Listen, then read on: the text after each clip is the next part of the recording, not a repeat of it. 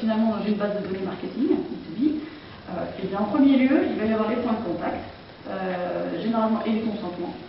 Alors les points de contact, généralement, toutes les entreprises les ont. Ils ne sont pas toujours renseignés sur tous les canaux, et ça va limiter l'efficacité du marketing. Souvent, on a des bases qui sont monocanales, c'est-à-dire que le courrier ou que l'email, et rarement les deux, ou voire les trois avec le mobile, voire les quatre avec tout ce qui est réseaux sociaux, etc.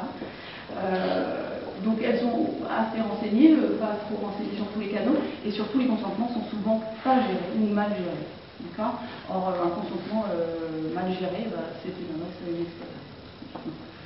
Ensuite, on a du déclaratif, c'est typiquement des données qu'on va obtenir dans le cadre de la collecte d'informations via des formulaires ou des appels de qualification.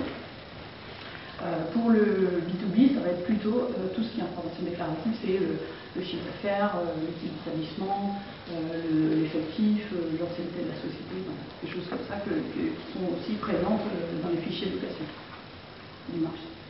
Ensuite, on va avoir tout ce qui est données d'achat, avec, alors là, s'il y a bien une chose dont on est sûr qu'elle est présente, c'est celle-ci. Elle est généralement dans les outils de facturation ou de systèmes d'information d'entreprise. Là, il s'agit de déterminer quelles sont les informations qui sont pertinentes à rapprocher de nos contacts marketing.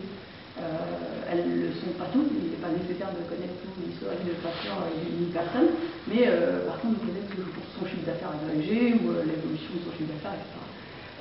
Voilà, donc il s'agira bien d'être discriminant là-dessus.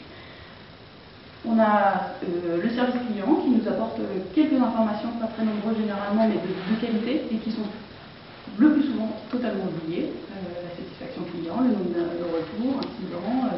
C'est bien de connaître avant de lancer une offre, une super promo, de savoir que vos contacts vont essuyer un certain nombre d'insatisfactions liées. Quoi que ce soit, donc ça peut être pas mal pour adapter des offres plus qualitatives qui vont accroître leur satisfaction. Et enfin, on a les données comportementales qui sont les données de réaction aux campagnes, l'email, les clics, ouverture, les données issues des web analytics, du téléchargement, quelles sont les pages visitées, les mots-clés recherchés, tout ce que vous avez à parler précédemment. Et puis des données comportementales issues des réseaux sociaux, qu'est-ce qui est liké, qu'est-ce qui est partagé, de manière à pouvoir ensuite créer de la connaissance client avec des scores, avec du data mining, avec de la qualification, des indicateurs qu'on assure qui vont vous permettre de créer des segmentations, d'identifier les personnes qui sont par exemple influenceurs, pas forcément acheteurs, mais qui ont beaucoup de poids, qui vont parler autour de votre produit ou de l'offre. Voilà. Et de pouvoir les adresser différemment.